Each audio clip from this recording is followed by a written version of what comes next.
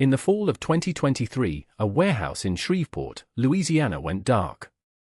Not because of a power failure. Because Amazon decided humans were no longer needed to run it. More than 100 workers lost their jobs, replaced by a system of robotic arms, autonomous carts, and AI-guided shelving called Sequoia.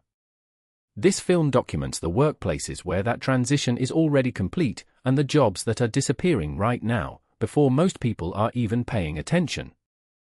Stay with us through the end, because we are going to show you the exact sequence, which sector goes first, which workers are already fighting back, and the one practical move labor economists say actually protects your career from what's coming. Case File 1, The Amazon Effect. Amazon has been deploying warehouse robots since 2012, when it acquired Kiva Systems for $775 million. Today it operates over 750,000 robots across its global logistics network. That number was approaching parity with its human workforce in key picking and sorting roles by 2023. The Sequoia system, unveiled in late 2023, combines robotic storage pods with a new robotic arm called Sparrow that can identify and handle millions of individual product types. Amazon says it makes workers safer. Workers who used to pull items from shelves say it makes them unnecessary.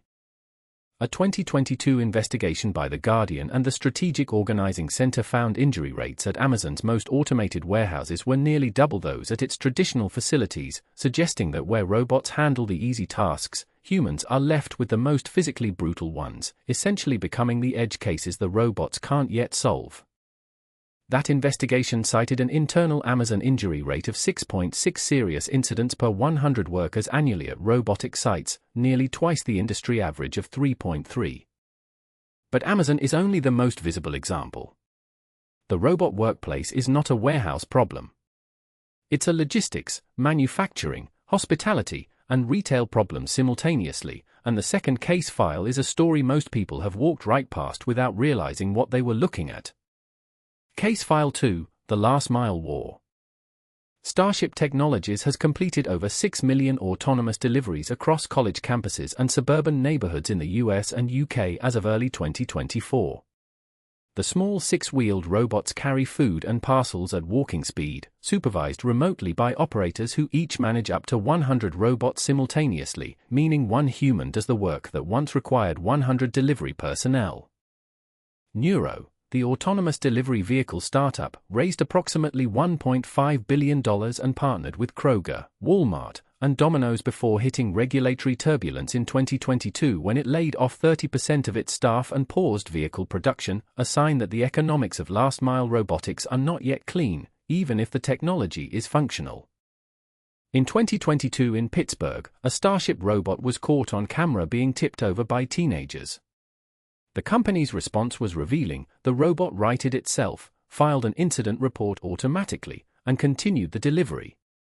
No human was needed to respond.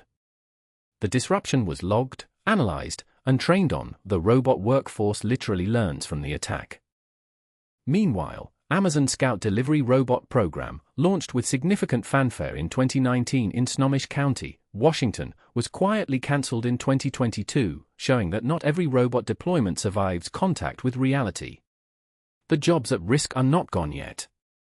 But they are being negotiated away one pilot program at a time. Case File 3, The Dark Factory.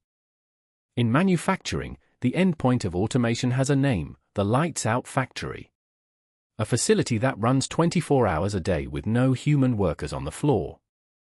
Fanuc, the Japanese robotics giant, has operated a lights-out factory since the year 2001, making robots, using robots, in complete darkness, for over 2 decades. China has accelerated this model aggressively. By 2023, China had more installed industrial robots than any other single nation, approximately 1.5 million units, and its government-backed Made in China 2025 initiative explicitly targeted full automation of its manufacturing base as a national security strategy, not just an economic one. In the United States, the reshoring manufacturing boom, companies moving production back from China, is almost entirely automated. When Foxconn announced a Wisconsin factory in 2017 with 13,000 promised jobs, what actually materialized by 2023 was a scaled-back facility employing roughly 1,000 people and focused heavily on AI server infrastructure, not human assembly lines. The jobs came back. Just not for humans. Boston Dynamics, founded by Mark Rybert as an MIT spinout, has spent 3 decades building robots that move like animals. Its Spot quadruped robot is now actively deployed in oil refineries, construction sites, and nuclear plants, doing inspection jobs that once required human workers in dangerous environments. In 2023, Boston Dynamics demonstrated its humanoid robot Atlas performing warehouse pick-and-place tasks with a fluidity that crossed what engineers call the uncanny valley of utility, the moment a robot stops being a curiosity and starts being a genuine replacement candidate for a specific job category. Case File 4: The Human Cost in Numbers. A 2017 McKinsey Global Institute report estimated that by 2030, between 75 million and 375 million workers globally, up to 14% of the global workforce, may need to switch occupational categories entirely due to automation. The spread in that estimate is not uncertainty. It is a policy choice that has not yet been made. The jobs at highest risk are not the jobs people assume. According to Oxford Economics data, the roles most exposed to robot displacement are production line assemblers, warehouse pickers, food preparation workers, and data entry clerks, all of which sit in the middle of the income distribution, not at the bottom. This is the counterintuitive danger. The lowest wage jobs, personal care, physical therapy assistants, home health aides, are actually among the safest, because they require physical presence, emotional attunement, and liability that robots cannot yet carry. The automation wave is hitting the working middle first. Damon Silvers, former deputy chair of the Congressional Oversight Panel during the 2008 financial crisis, has testified before Congress that the combination of automation and offshoring without retraining investment is a slow-motion structural crisis, one that doesn't generate the dramatic unemployment spike of a recession, but instead produces a permanent downward reclassification of wages and opportunity. Case File 5: The Fight Back. In 2023, the United Auto Workers strike against Ford, General Motors, and Stellantis included, for the first time in UAW history, explicit contract language demanding notification and negotiation rights before any new automation deployment. The union called it the right to know before the robot comes for your job. The UAW won significant wage increases, 25% over 4.5 years, but the automation language was softer than the union demanded. Companies agreed to discuss automation, not to limit it. Legal scholars called it a procedural win that postponed, rather than resolved, the fundamental collision. In the UK, ongoing legal actions by gig economy delivery drivers against Uber challenged the use of algorithmic management systems, essentially arguing that being managed by an AI constitutes a form of employment relationship requiring protections. These cases contributed to a broader European Union push for the AI Act's provisions on automated workplace monitoring, which passed in 2024.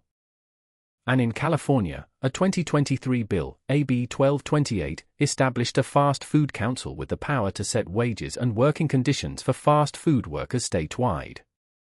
The bill was partly motivated by the accelerating deployment of kiosk ordering, robotic fry cooks like the Flippy system from Miso Robotics, and automated beverage systems in chains including McDonald's and Chipotle. Miso Robotics' Flippy 2 robotic fry cook system costs approximately $3,000 per month to lease, compared to a human fry cook at California minimum wage costing roughly $3,500 per month including employer taxes and benefits. The math is now unambiguous in high-wage states. The practical takeaway. Labor economists who study automation transitions consistently identify a 3-part pattern in workers who successfully navigate these shifts. They do not simply learn new software. They move toward what researchers call complementarity, roles where human judgment, accountability, or physical trust is legally or practically required alongside technology, not instead of it. Concretely, the warehouse picker who becomes a robot fleet technician. The factory assembler who certifies quality on an automated line as the legal liability anchor. The delivery driver who manages a territory of 50 autonomous vehicles. These transitions are real, they are happening now, and they require intentional movement, not waiting.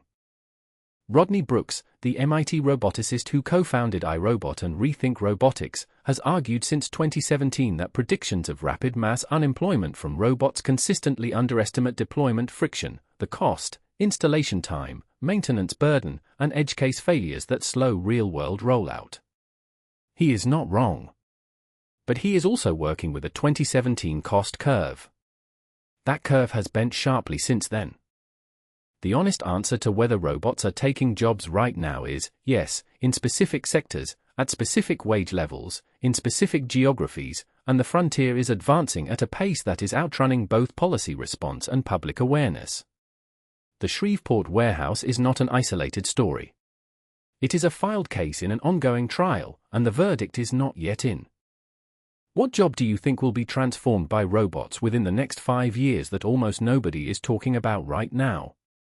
Tell us in the comments. We read every single one, and the best answers may shape a future episode. And if you want to be here for that episode, subscribe, because the next film in this series covers something even closer to home: the AI systems already making hiring and firing decisions at major companies, and the lawsuits revealing what they actually use to decide your career.